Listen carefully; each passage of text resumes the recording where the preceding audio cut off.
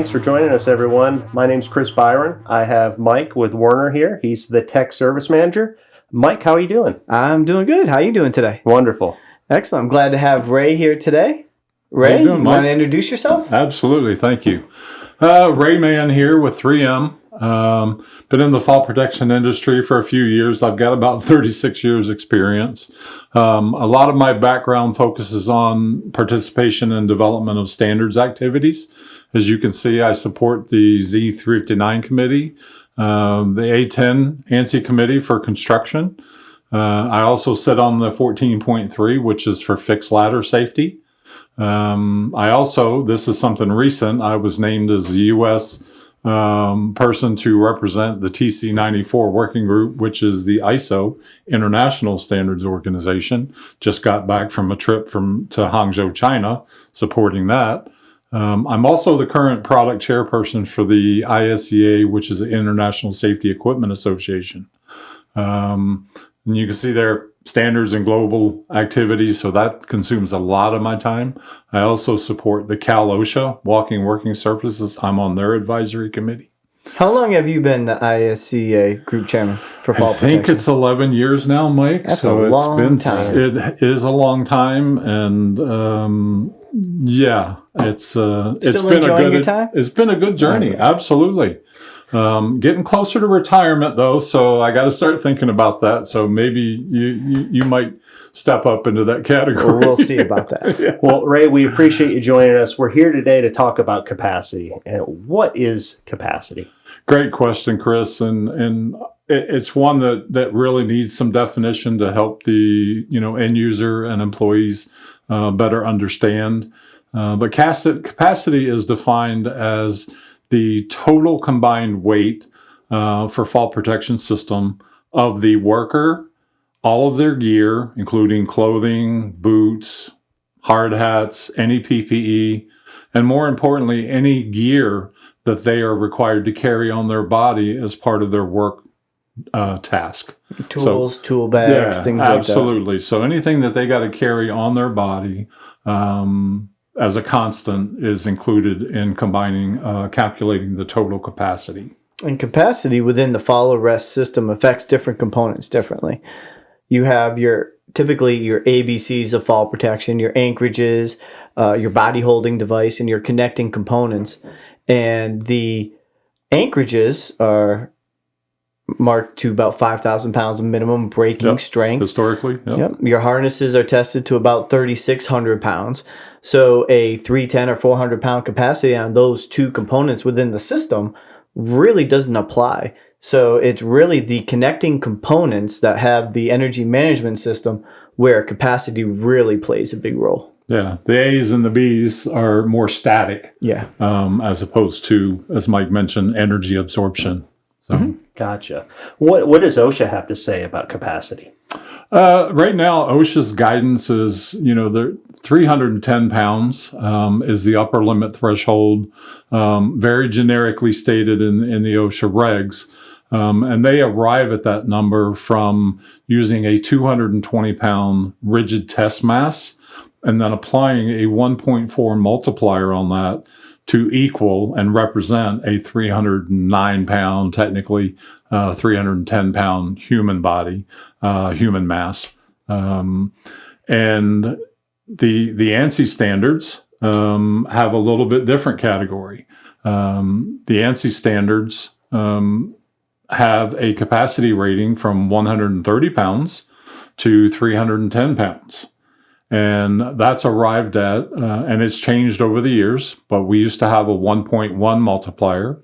So we would use a 282-pound test mass. It started with a 1.4. ANSI 0.1 had 220 pounds. It did. That's a good point. Started with 210 and 20, and then the evolution into newer documents transitioned to a 1.1 multiplier, which went to a 282-pound test mass equal to 310-pound body. And most recently, they've transitioned now to a one-off multiplier, 1-to-1. So if manufacturers are testing a capacity rating of 310 pounds, they have to be using a 310-pound test mass. Yeah, so it's a 1-to-1 ratio. Yep, 1-to-1. And that's where it differs a little bit from OSHA, where ANSI is really, prescribes that 130 pounds to 310 pounds. OSHA states that fall protection manufacturer, if you want to have your equipment for someone that is over that 310 pound test weight, you just have to change your test weights accordingly. So that's where you'll see a lot of the 1.4 multiplier going into that 310 pound test weight would bring you up to around 430 pounds without actually doing that 1-to-1 ratio in that 1.4. So that's where the numbers become a little fuzzy between ANSI and OSHA. But right now, with ANSI being the 1-to-1, 310 pounds equals a 310 pound person. Yeah, and I think that's the ultimate goal. They're trying to standardize on the numbers so that the manufacturers are on equal playing grounds. Yeah, and I think educating the user on that is going to be key because, as we talked earlier, capacity really is important for that connecting component, the energy management system. So, ANSI's making the move to, they've already done it with anchorages. They've removed capacity from there. So you just have to have a 5,000 pound minimum braking force. To now they're proposing moving harnesses, removing the capacity and just putting on there to see your connecting component for that capacity. Yeah. We focused on the higher end of the testing range. What about the lower end? Is there any focus on the low end? Another great question, Chris. And yes, ANSI has begun adopting some information based on some programs that are in the works right now. 3M, I can say, we specifically are working on some testing. It's identified as our anthropomorphic testing program. And with that, we're trying to identify what these actual forces are on the body during a fall event, and how these numbers are arrived at over the years. Demonstration here on screen, you can see on the left-hand side, there's a full body harness with a typical shock absorbing lanyard being dropped in a dynamic event. And you will see the same energy absorber on the right-hand screen being dropped with a body belt. The information that you can see here is important on the spinal forces. 258 show on the harness, where it absorbs the energy and distributes that energy throughout the body, the anthropomorphic mannequin. And then on the right-hand side, I believe that number is right around 900 plus or minus. And you can see the direction that the mannequin twists in by absorption at the abdominal area there. So big difference in the importance of understanding capacity and how they relate to the dynamics of a fall event. Yeah, and I think with ANSI looking to expand the lower weight working range, they're looking at going to 110 pounds from 130 pounds. Yeah. And I think there's a lot of people out there that would like to see it expanded further, maybe down to even 90 pounds. But we need to have the data to support that working range. We have the data right now to support 110 pound working range with the energy management systems that we have. And that way we have science behind the numbers. We're not just arbitrarily picking numbers. Exactly. And this data that we collected at 3M and also some other contributors of data helped ANSI, arrive at this direction to allow for the lower limit threshold now of 110 pounds. So they have reduced the numbers that Mike was talking about. We're going to gradually see these numbers transition in with either new standards or standards revisions. They're going to go to that lower limit threshold of 110 pounds. And why that's important is because with the lower weight worker, the activation force on some of these energy management systems spike with a lower weight worker. So if you think about the energy needed to start that energy absorption process, you'll see that jolt on a lower weight worker, which you won't see with a heavier weight worker to start that tear web from tearing. So we want to make sure that as we lower that working weight range, that we are also keeping workers safe with the energy management systems that are out there. And mindful of those forces. And some more of the data that we collected, demonstrated that once you get down below 110 pounds, you see about a 20 plus 27% increased probability of injury rate. So the injury rate criterion increases as that weight gets down below 110 pounds. We went down to, 100 pounds. We took it down to 90 pounds. And that injury rate drastically goes up in the thoracic region and the abdominal sternal area when you get to the lower weights. And, as an example, what Mike pointed out here, to begin the deployment of a typical energy absorber, that initial hit of energy is most critical for lighter weight workers. Because this product here, I believe, Mike has a capacity rating of 110 or 130 on this still to 310. Mm-hmm. So you take and put an 85-pound person on this, and the initial hit to begin deployment of this energy absorber is going to have much more force associated with it, which is transferred to the worker. Right. You'll see a spike in that initial jolt to get that to start tearing out.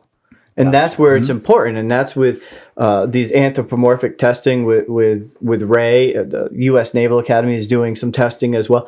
We want to make sure that there is science behind the lower threshold so that we're keeping people safe. We're not just arbitrarily picking these numbers, and that there is science behind it. So we're using high-tech equipment. We're not just throwing guys off buildings anymore. Oh yeah, absolutely. We and most manufacturers, no manufacturers that I'm aware of allow live testing anymore.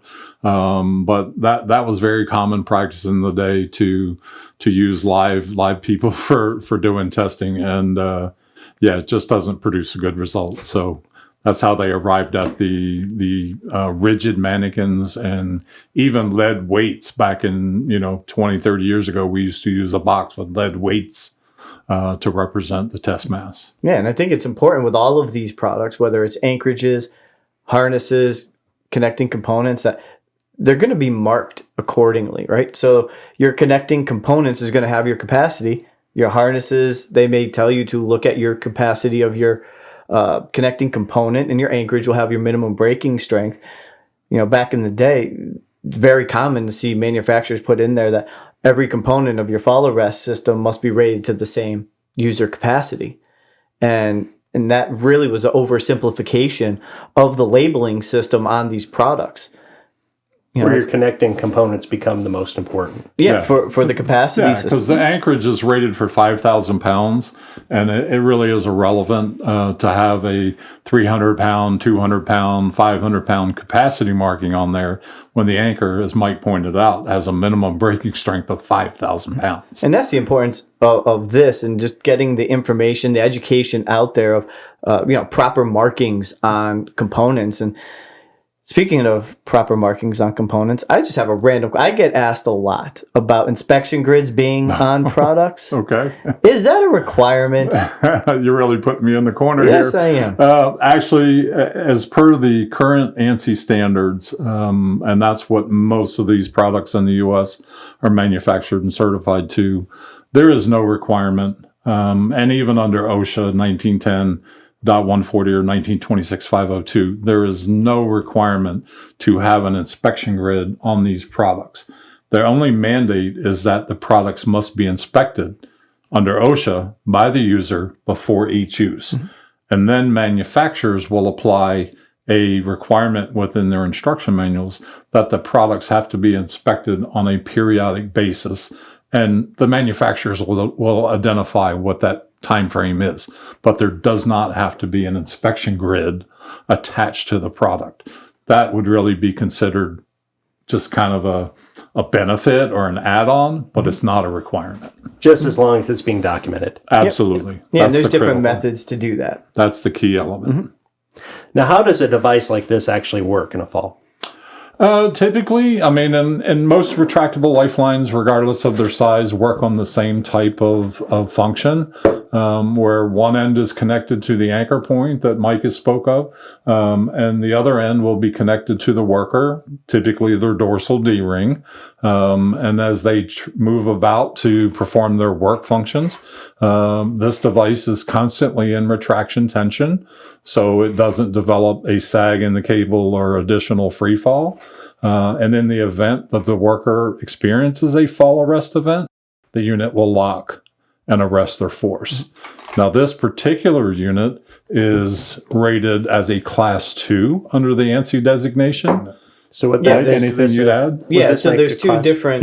Yeah. There's two different ways to manage that energy. You have the external energy absorber, and you have the internal braking mechanism. So what I think you were pointing out is the blue one up underneath the screen doesn't have that external energy absorber. So that'd be a Class 1 then? That would be a Class 1. Class 1s can also have an external energy absorber. There's just different ways to manage the energy. But you don't need to have an external energy absorber on a Class 1. You need to have an external energy absorber on a Class 2. And I think where it gets confusing is I think people with a Class 1 device think that there's no energy management in that device at all. It just works like a seatbelt. It locks up, and that's where you stop, and you don't go any further. And that's, a misunderstanding within the industry, and that a SRD with an external energy absorber isn't going to stop you in as short of a distance as one without an external energy absorber, when the external energy absorbers actually perform much more consistently than the internal ones throughout different environmental conditions and any type of environment. And it sounds like it's a less harsh of a fall. Yep. Absolutely, yeah, because you need to have an energy management system or your forces are going to spike through the roof. Absolutely. Well, that's great. Is there anything else either of you gentlemen would like to add? Well, if you're talking about SRLs, I think the important thing, and I don't know that we mentioned it, but there's a clear differentiation between these two. And you'll see this one we were speaking of is a Class 2 rated unit for the leading edge application. So that means that this device can be mounted overhead or anchored at foot level. Okay, so this is the leading edge rated device. The Class 1 device is for overhead anchorages only. Mm-hmm. Okay. Anything you'd add to that, Mike? Yeah, I think, and I'd be interested to know your view on it. We see a lot of customers going to a Class 2 device across the board simply because it cannot be misused. A Class 1 device will be misused if it's used below the dorsal D-ring. I mean, that's not what those devices are designed to do, where a Class 2, as Ray said, being able to be used overhead and at foot level, avoid that misuse. Yep. Yeah, less room for error. That does make sense to just keep one. Absolutely. Yep. Very, very popular choice to migrate toward the Class 2. Mm-hmm. Awesome. Well, gentlemen, I appreciate you coming. Thank you for being here, Ray. Thank you so much. Great to see you. Thank you. Everybody out there, we would appreciate your comments. And if you could click like and subscribe, that would be great. Thank you for joining us on the Yet to Be Named podcast.